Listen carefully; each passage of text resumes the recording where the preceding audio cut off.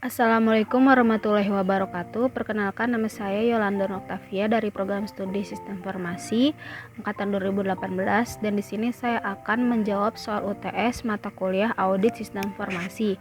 Saya dari kelas R01 dan NPM saya ialah 183112076500102, di mana belakangnya merupakan angka genap.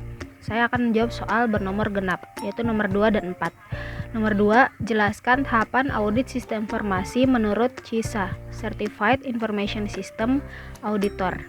Ada beberapa tahapan audit sistem informasi menurut CISA. Yang pertama ialah membuat dan mendapatkan persetujuan surat keterikatan. Yang kedua, perencanaan audit. Yang ketiga, analisis risiko.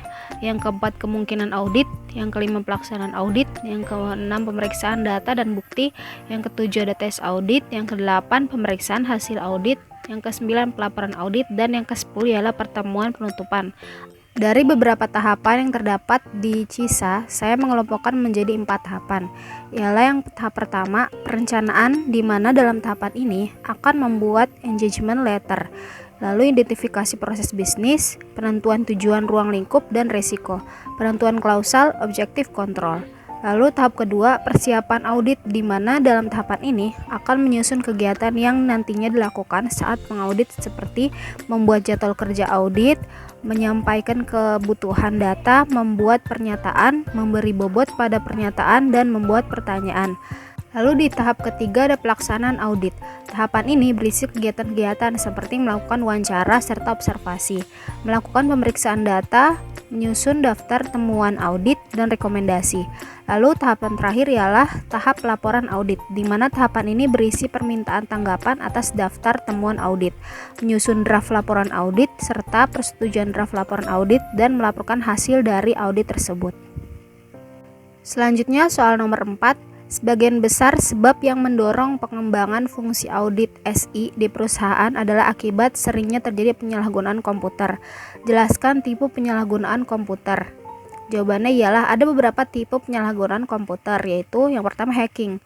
Hacking itu ialah kegiatan orang yang memasuki sistem komputer secara tidak sah atau tidak memiliki otorisasi dan merusak sistem maupun data.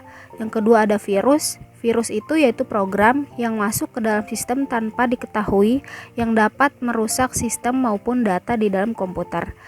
Yang ketiga ada illegal physical access atau akses fisik yang tidak sah, yaitu orang yang secara ilegal melakukan akses secara fisik ke dalam komputer. Selanjutnya yang keempat ada abuse of privilege, yaitu perusakan aset, hardware, software, data, fasilitas, dan dokumentasi.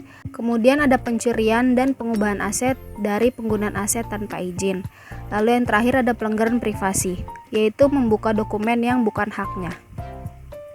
Sekian jawaban saya dari UTS mata kuliah Audit Sistem Informasi.